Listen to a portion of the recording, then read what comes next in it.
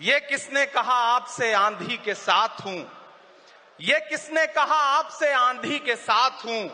मैं गोडसे के दौर में गांधी के साथ हूं। इस राष्ट्रीय अधिवेशन में पूरे भारत के एक एक छोर से, एक एक राज्य से आए हुए कांग्रेस पार्टी के जो तमाम सदस्य यहां पर उपस्थित हैं, मैं आपकी ऊर्जा को सलाम करता हूं और मैं आज जो प्रस्ताव पेश हुआ है उस पर बात करने के लिए आपके बीच में खड़ा हूं। एक ऐसा मुश्किल दौर है जब सत्ता में बैठे हुए सत्ताधीशों ने नफरत को अपना परमानेंट हथियार बना लिया हो। ऐसे समय में कांग्रेस पार्टी देश के हर कोने में जा करके मोहब्बत की बात कर रही है, प्यार की बात कर रही है। और इस जो कार्यक्रम का नाम है वो न्याय पथ है। न्याय पथ यानी कि इंसाफ का रास्ता। और उस इंसाफ के रास्ते पर अपने अतीत की विरासत को संभाल करके, संजो करके लेके चलता हुआ एक ऐसा न्याय का योद्धा जिसका नाम राहुल गांधी है, जो हम सब के लिए प्रेरणा का स्रोत है। मैं गुजरात में खड़ा हूं, जो महात्मा गांधी का गुजरात है, जो सरदार वल्लभ भाई पटेल का गुजरात है। तो मैं इस गुजरात में खड़ा होकर के अपने अतीत और अपने वर्तमान को मिलाता हूं तो मैं ये महसूस करता हूं और फख्र से सोचता हूं कि मैं वो हूं, मैं कांग्रेस का अदना सा एक वो सिपाही हूं जिसकी जड़ें जाकर के महात्मा गांधी से मिलती हैं और जिसके कदम जाकर के राहुल गांधी से मिलते हैं। मैं सौभाग्यशाली हूं कि मैं कांग्रेस पार्टी का एक अदना सा सिपाही हूं। साथियों, मैं कोई लंबा चौड़ा भाषण करने के लिए नहीं खड़ा हूं।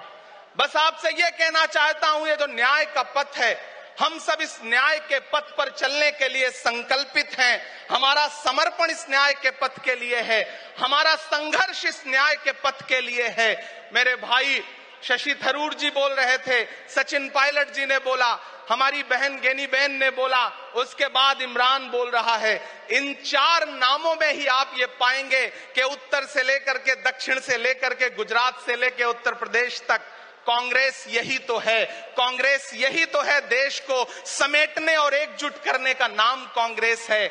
मुझे याद है कि जब कन्याकुमारी के साहिल पर खड़े होकर के, समंदर के साहिल पर खड़े होकर के हमारे नेता राहुल गांधी जी ने कहा था कि मैं 4000 किलोमीटर चलूंगा, एक नारा लगाऊंगा, नफरत छोड़ो भारत जोड़ो। हम सारे लोग उनके कंधे से कंधा मिला करके, उनके कदम से कदम मिला करके 4000 किलोमीटर चलते रहे। मैंने देखे हैं राहुल गांधी जी के पांव के छाले, मैंने देखा है उनका बहता हुआ पसीना। लेकिन हम आपसे पूछना चाहते हैं और इस स्टेज पर मौजूद कांग्रेस पार्टी के अपने तमाम वरिष्ठ नेताओं से भी ये निवेदन करना चाहते हैं कि जिस पथ पर, जिस इंसाफ के रास्ते पर राहुल गांधी इस मुश्किल वक्त में निकले हैं, हम उस लड़ाई में किस तरह से, कितने जोश के साथ राहुल गांधी जी के साथ खड़े हैं, यही तय करेगा। राहुल जी ने कहा है कि अगला निशाना, अगली जीत, अगला राज्य जहां कांग्रेस पार्टी जीतेगी वो गुजरात होगा। तो याद रखिए कि हार तब होती है जब ठान लिया जाता है,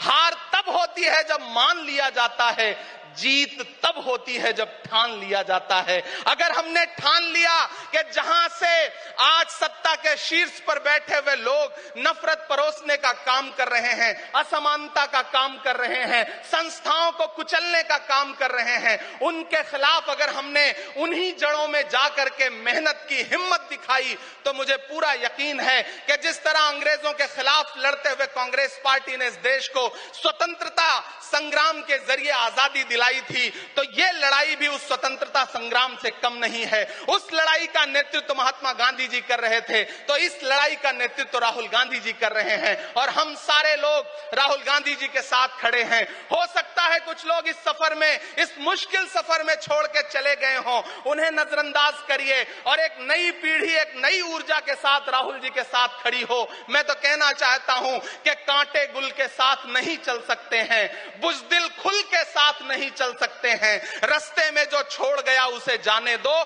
सब राहुल के साथ नहीं चल सकते हैं। आप सारे लोग, हम सारे लोग और इस देश के लाखों लाख करोड़ों करोड़ लोग राहुल गांधी जी के साथ खड़े हैं। और यहां खड़ा होकर के इस देश के पिछड़ों को, आदिवासियों को, दलितों को, अल्पसंख्यकों को मैं सबको भरोसा दिलाते हुए इतना कहना चाहता हूं कि मेरे भाई, कांग्रेस ये जो आपकी असली लड़ाई लड़ रही है। मुझे वो दिन याद है कि ये सरकार जब एक बिल लेकर के आई तो रात के 3 बजे भी आदरणीय सोनिया गांधी जी राज्यसभा में मौजूद थी इस देश के लिए, इस संविधान के लिए लड़ाई लड़ने के लिए। और राहुल गांधी जी भी लोकसभा में मौजूद थे उससे एक दिन पहले।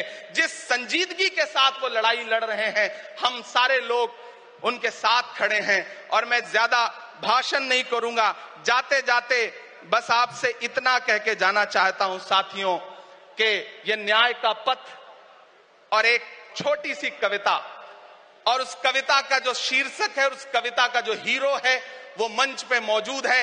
मैं चाहता हूं पीछे तक एक बार दोनों हाथ उठा करके तालियां बजाएं। मैं अगले 1 मिनट के कविता सुना करके यहां से आपसे विदा लूंगा। कन्याकुमारी से जो सफर शुरू हुआ था वो अहमदाबाद तक लगातार जारी है और आगे भी जारी रहेगा। और कल ही राहुल जी परसों बिहार से लौटे हैं, तब ये कविता मैं सुनाता हूं कि उदास मौसम बदल रहा है, उदास मौसम बदल रहा है, धुएं का पर्वत पिघल रहा है, दिलों में लावा उबल रहा है। सुबह सुबह जब हुजूम लेकर सफर पे निकले तो यूं लगे है कि जैसे सूरज निकल रहा है। वो चल रहा है, वो चल रहा है। वो कह रहा है कि नफरतों से जो दिल है टूटे मैं जोड़ दूंगा। एक नारा नफरत छोड़ो भारत जोड़ो, एक नारा नफरत के बाजार में मोहब्बत की दुकान खोल ली है। वो कह रहा है कि नफरतों से जो दिल है टूटे मैं जोड़ दूंगा। वो कह रहा है हर एक दरिया हर एक तूफान को मोड़ दूंगा। सुनो सितमगर, न समझो डर कर मैं अपने लोगों को छोड़ दूंगा। सितम की गर्दन मरोड़ दूंगा। सितमगरों की हर एक ख्वाहिश हर एक साजिश कुचल रहा है। वो चल रहा है, वो चल रहा है। अंतिम पंक्तियां पढ़ता हूं कि जमाने भर की तमाम माओं ने हाथ उठाकर दुआएं दी हैं। जमाने भर की तमाम माओं ने हाथ उठाकर दुआएं दी हैं। तमाम बच्चों ने इस तपस्वी का माथा चूमा, बलाएं ली हैं। जो नफरतों का जहर भरा है ये बन के शंकर निगल रहा है। वो चल रहा है, वो चल रहा है। मोहब्बतों की किताब लेकर लबों पे अपने गुलाब लेकर, मोहब्बतों की किताब लेकर लबों पे अपने गुलाब लेकर, सुनहरे रंगों का ख्वाब लेकर वो आया है इंकलाब लेकर। बलाएं रास्ता बदल रही हैं, फजाएं खुशबू में ढल रही हैं। ये नफरतों का निजाम बदले, हिकारतों का कलाम बदले। अगर ये रहबर नहीं बदलते तो अपना लहजा अवाम बदले। अंधेरे बेचैन दिख रहे हैं, कोई जो है इस अंधेरी शब में मशाल की तरह जल रहा है। वो चल रहा है, वो चल रहा है, वो चल रहा है। बहुत बहुत आप सबको धन्यवाद दूंगा। साथियों, आपने जिस जिंदा दिली से सुना उसके लिए आपका बहुत आभार। न हम सफर न किसी हमनशी से निकलेगा, हमारे पांव का कांटा हम ही से निकलेगा। वतन की रेत मुझे एड़ियां रगड़ने दे, मुझे यकीन है पानी यहीं से निकलेगा। बहुत बहुत शुक्रिया।